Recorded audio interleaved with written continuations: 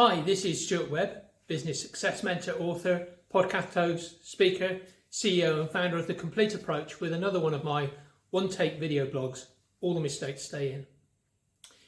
Before you start building your marketing strategy, you should clearly define your ideal client. Now, not all customers are created equally, and your business will naturally attract different segments of the market. So first, identify those types of customers who are most likely to buy from you. Too few businesses do this, as they are worried they will miss opportunities. But this is a fallacy, as it means you'll waste huge amounts of money chasing customers who will never want your products or services. It is better to target your ideal client and reliably capture a high percentage of them every single time. No matter what you think, you can't be all things to all men.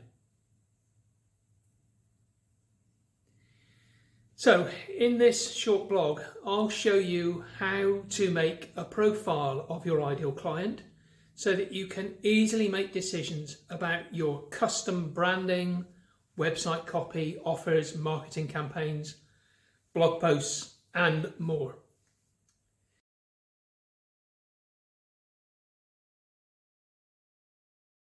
If you've been in business for a while, it's a good idea to reevaluate your target market every so often to make sure you're still making those marketing efforts that are bringing in dream prospects and turning them into paying customers.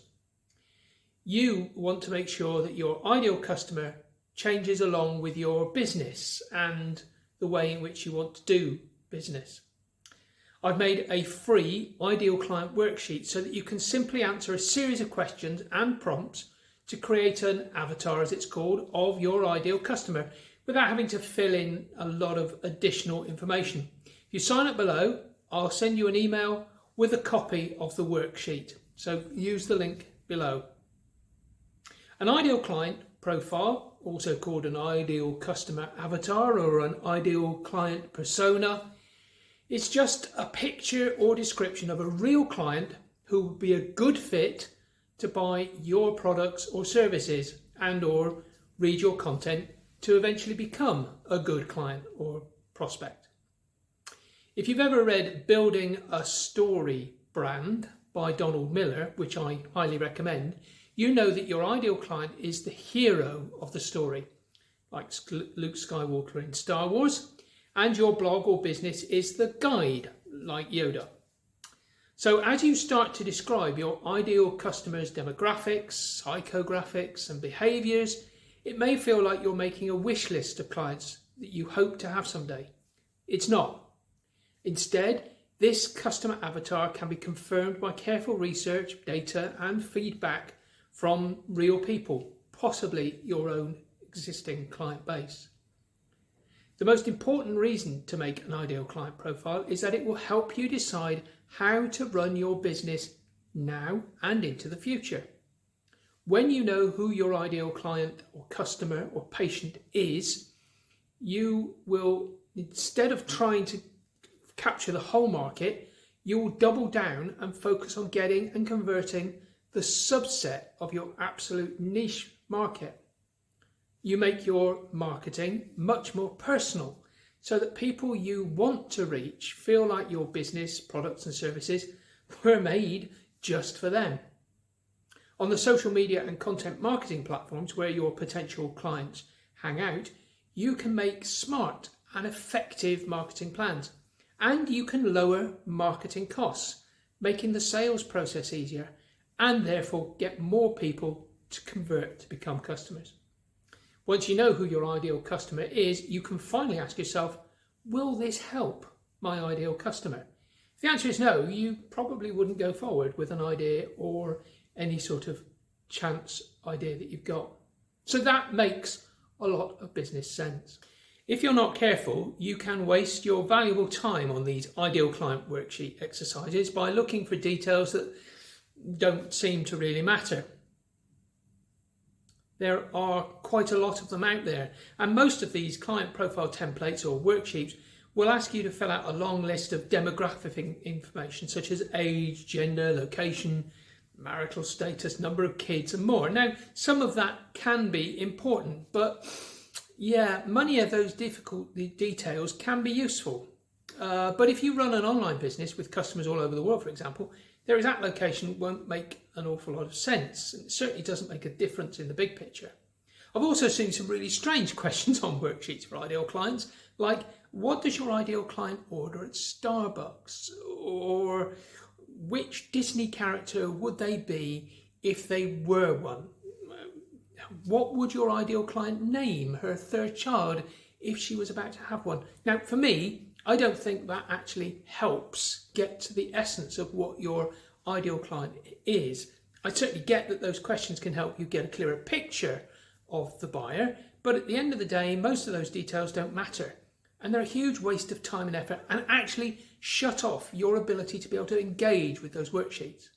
So my advice for figuring out who your ideal client is to start out by figuring what drives them. For most of us, what drives us is the problems that we've got, those difficult things. So step one, figure out what problems your ideal client has.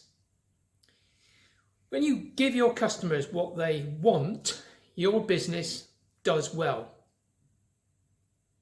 In fact, Donald Miller says in his book, Building a Story Brand, the more we talk about the problems our customers face, the more interested they will be in our brand.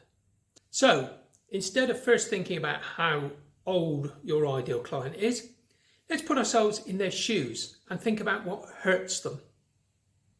Here are some questions to explore exactly that. What are the things that causes your ideal client the most stress or pain?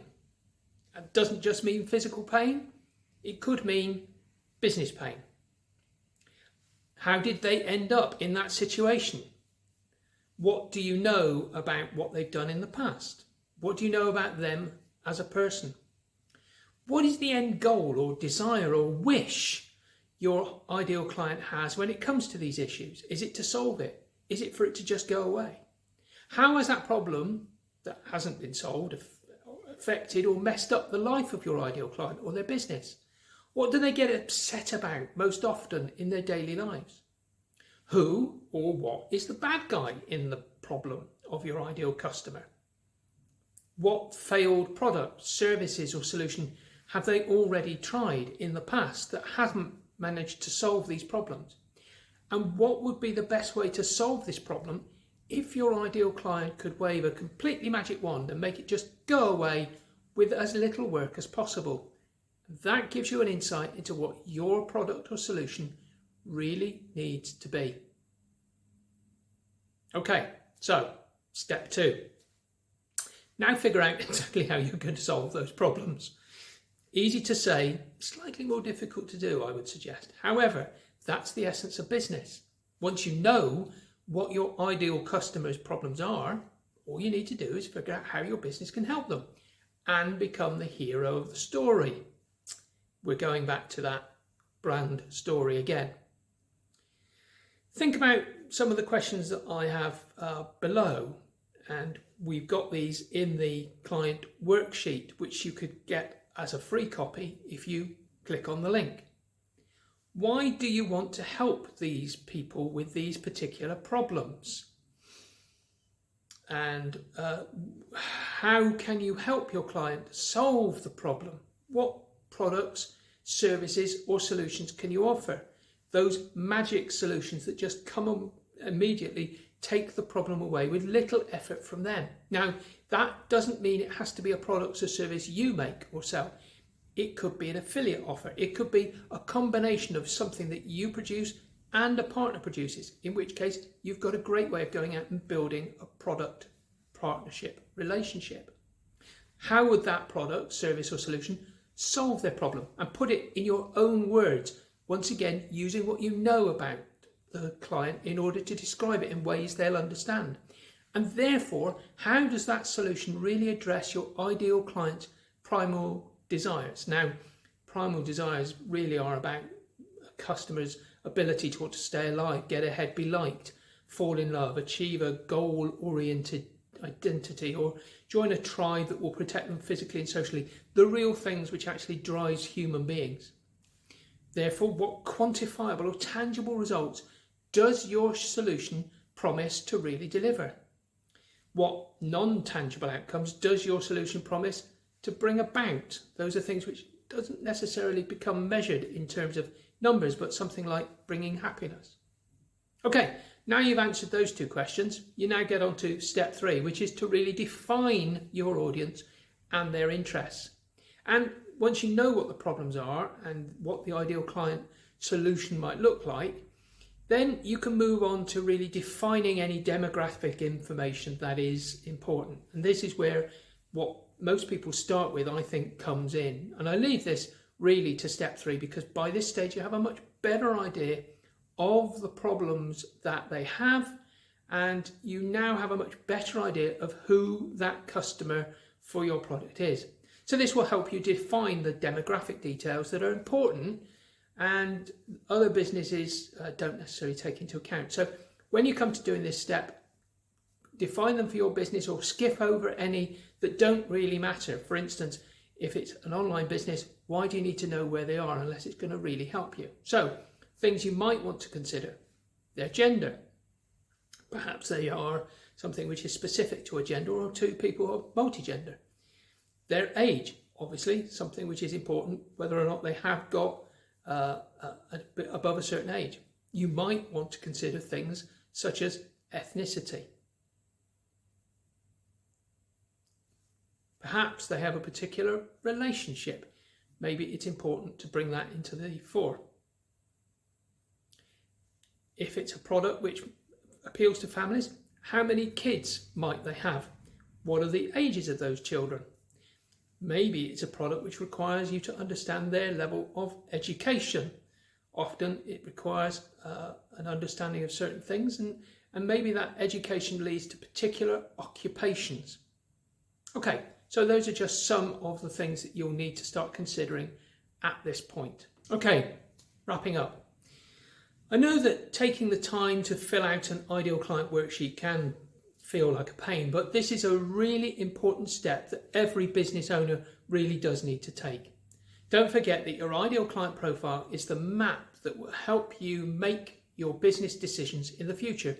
So taking a little time to get it right now is absolutely the right thing to do. What you write in your ideal client profile will make it easier to come up with content for your website, for your social media posts, for your marketing materials, everything. And now when you're able to use this to guide your marketing, you're much, much less likely to end up wasting valuable resources. Okay, as I said, if you want a free worksheet which sets all of this out, click on the link below and I'll send that straight to you. So that's it for today. What would you like to hear more about in future blogs? Drop a comment below and let me know. And please like and subscribe to our short videos and share them with your friends and colleagues. That's it for today. Thanks very much for watching. I'll be back with you again in about a week or so. Speak to you very soon.